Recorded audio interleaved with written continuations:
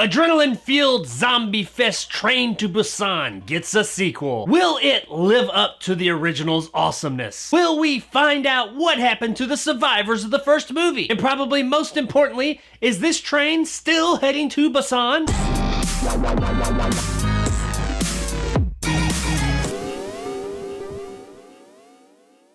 Peninsula, or Train to Busan presents Peninsula, is brought to us by director Sang Ho-yeon, who also brought us the original Train to Busan. It's 4 years after the events of the original movie, and the zombie outbreak has been contained to the Korean peninsula. Most everybody was evacuated or died a horrible death by zombies, and are now living as refugees across the world. We follow a group of refugees that are in Hong Kong, that are contracted to go back into the peninsula to retrieve a truck that has $20 million in it. In doing so, they will all be heavily compensated and no longer have to live in the absolutely terrible conditions they have. And the gig seems fairly easy. They gear up with a whole bunch of weapons, they go into the abandoned peninsula and retrieve a truck. They drive it back to the harbor, at which time they will be picked up by a boat. Seems easy enough. But of course, if it were, we wouldn't have a movie. Apparently, the peninsula is not totally abandoned. There are still some people living there. Mainly a rogue former military group that's not too nice. Things have gone kind of escape from New York here in the peninsula. Heroes have to fight for their lives as well as the lives of some new friends that they meet in order to survive,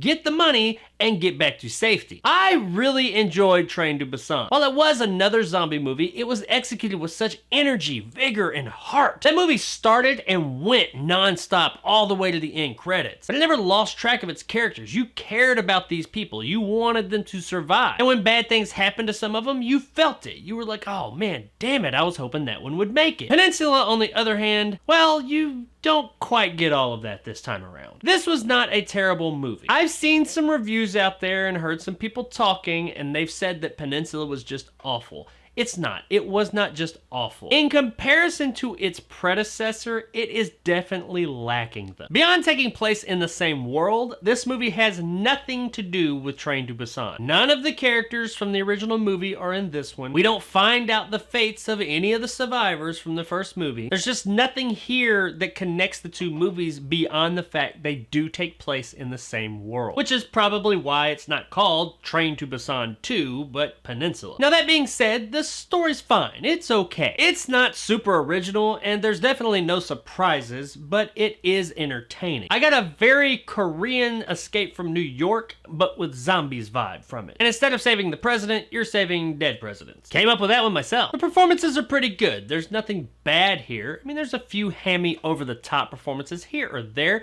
but nothing I would call bad. There is a distinct lack of heart this time around, though, as compared to the first movie. They do try to have heart in quite a few parts of the film, but it just all kind of falls flat. But overall, heart or not, the performances are overall pretty good. So, pretty good story, pretty good performances. What's the problem? Well, let's talk about some of the technical aspects of the film, most notably the CGI. This movie is severely let down by its CGI. The first movie's CGI was pretty good. It wasn't like amazing, but it was good enough. It got the job done. I never felt like it was overused, and you could tell that they knew what they could and could not get away with. This time, I think that they thought they could get away with a whole lot more than they really could. Because the CGI in this movie is pretty bad. Like, it's distractingly bad. It's so distracting that it becomes a bit difficult to enjoy big chunks of the movie because of it. It's mostly any scene involving a car, especially a car chase, which surprisingly in this movie there are quite a few of. But oh shit, man, these look real bad. They don't even move like cars. I'm trying not to nitpick, and I tried to live with it. I mean, I've seen some movies with bad effects in them before, but something about this movie and its effects just were so in your face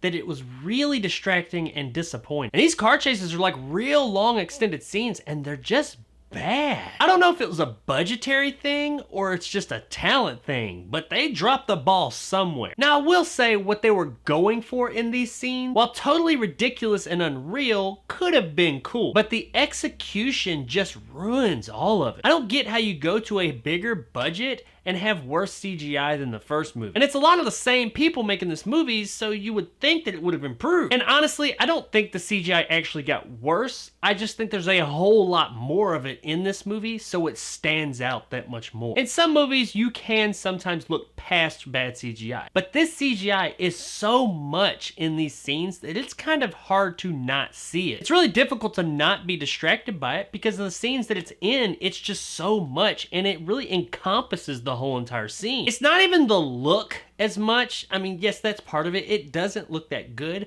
but it's the movement. None of the stuff on screen that's CGI in these scenes moves like it should. It all moves like super awkward and totally unrealistic. This sounds like nitpicking, I know, but when you see it, you'll know what I'm talking about. You'll be like, damn, this is fucking awful. And it really is. If you see a picture of it, you'd probably think, oh, it's not too bad, because the CGI itself, the models, they're okay, I guess. But it's really the movement. It's just fucking terrible. Thankfully, though, the other effects in the movie aren't too bad. They're actually pretty good when they stay practical. The gore effects are pretty nice, though there's not nearly as much of it as I expected. But what's here is cool and looks really good. From a technical standpoint overall, this movie is competent as long as it's not dealing with CGI. Now, while a lot of the CGI in this movie does stand out, it's really those car scenes, which once again, like I said, they're pretty lengthy in big chunks of the movie. Those scenes, those are the ones that really stand out. Those are the ones that are just outright bad. If it wasn't for those scenes standing out so much, I probably could have dealt with the rest of the CGI. It is what it is. I understand. It's a dilapidated, abandoned city. That's not that easy to build. While not impossible, it would cost a shit ton of fucking money. I get that. I'm okay with that. But when you throw in those lengthy car scenes, they're just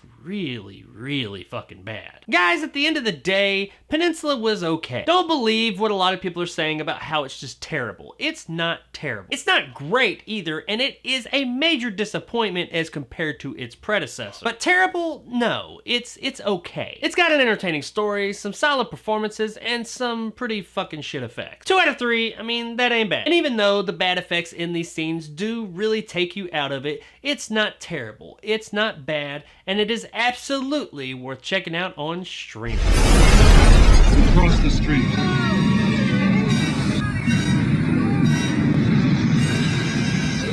When I first heard about Peninsula, I was hoping that it would be better. And while it was a bit disappointing compared to the original, it's in no way as bad as everybody's making it sound. So when it's available in your area and you want some zombie action for the night, check this one out one night and I think you'll have a good time. So there it is, guys, my review of Peninsula. If you enjoyed and want more content like this, hit that subscribe button and help my little channel grow. If you liked what I had to say, give me a like. If not, let me know in the comments below why. And as always, stay sexy, Busan.